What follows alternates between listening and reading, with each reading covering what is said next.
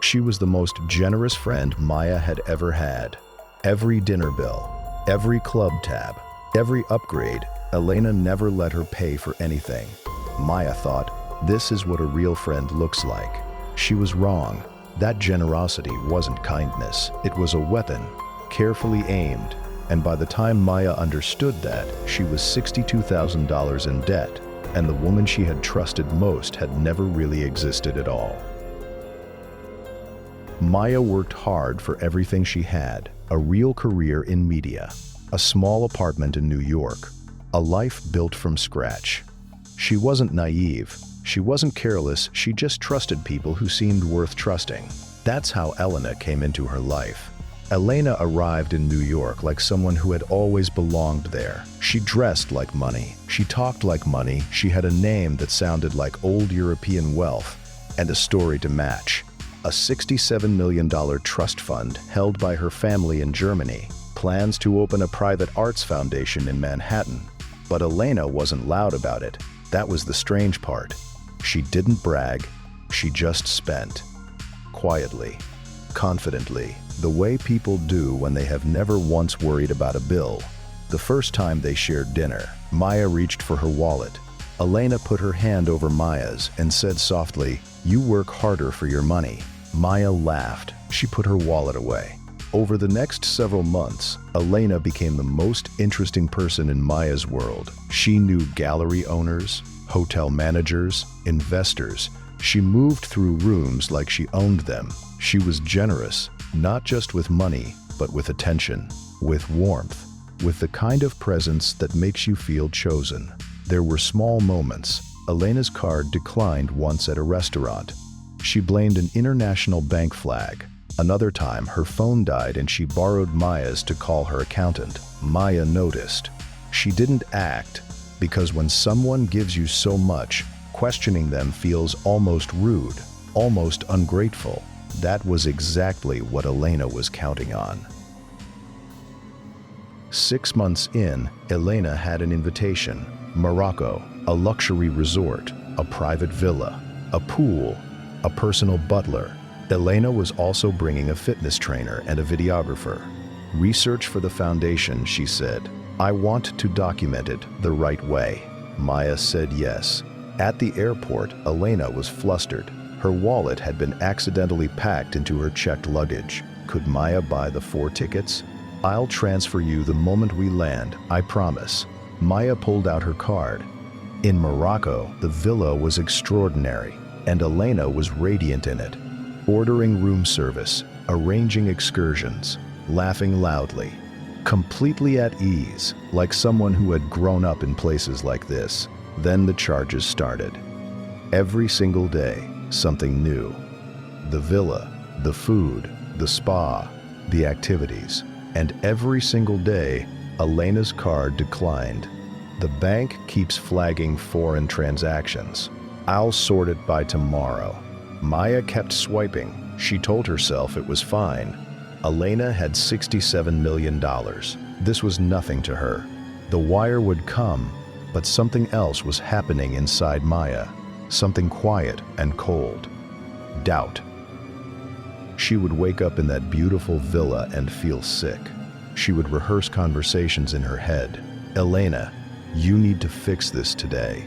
And then watch them disappear the moment Elena walked in, smiling, filling the room with warmth.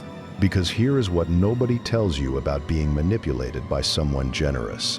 When that person has given you so much, asking them for anything back feels like a betrayal.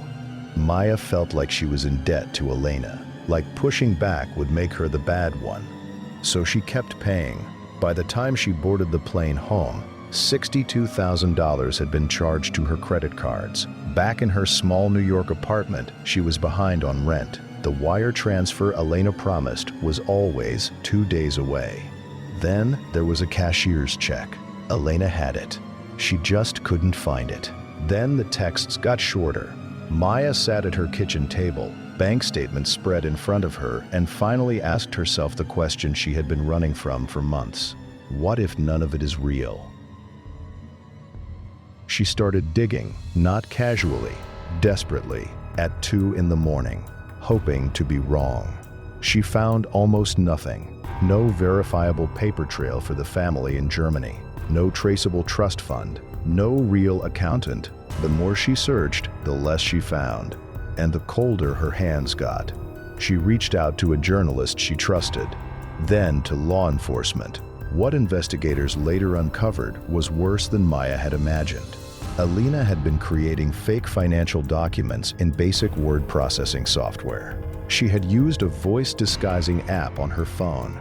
She had fabricated entire email chains, pretending to be her own accountant, sending herself official-looking correspondence. When banks asked for proof of funds, she handed over letters she had made herself. The entire life had been built from nothing. No trust fund, no German family, no $67 million. Just a young woman who had studied the way wealthy people move through the world, how they dress, how they speak, how they occupy a room, and become that person so completely that everyone around her stopped asking questions. Elena was arrested in late 2017. At trial, Maya took the stand and spoke clearly. Every declined card, every missed transfer, every moment she had pushed down her own instincts because trust felt better than truth. The jury listened. Guilty. 8 counts. Maya didn't feel relief. She felt something harder to name. The feeling you get when you finally understand a trick. Not proud, not vindicated. Just awake. Elena was sentenced to 4 to 12 years in prison for stealing over $200,000 from hotels, a private jet company, banks, and people who called her a friend. Maya wrote a book about what happened. She told the truth without flinching. It became a bestseller. Elena, from a jail cell, kept giving interviews, selling artwork, turning her story into income. Some people called her a genius. Some called her a monster. Those two things are not mutually exclusive. Elena didn't win Maya's trust by lying to her. She won it by giving to her. This is the Reciprocity Principle, one of the most powerful forces in human psychology. When someone gives you something, your brain records a debt. That debt makes you reluctant to question them. It makes pushing back feel like a betrayal. Elena knew exactly how this worked. Every dinner she paid for was a calculated investment.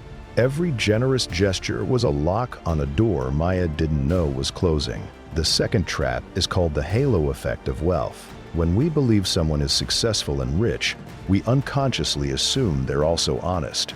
We lower our guard. We stop listening to the quiet voice telling us something is off. Here are the 3 signs to watch for. Someone who insists on paying and never once lets you return the favor. Promises of repayment that are always specific, always almost there, and never actually arrive. A person whose life story has gaps that get filled in with warmth instead of facts. The most dangerous gift is the one you never asked for. If you've ever silenced your own instincts and wished you hadn't, you are not alone. Subscribe and keep watching. The tactics that hurt people most are almost always the ones nobody taught you to recognize.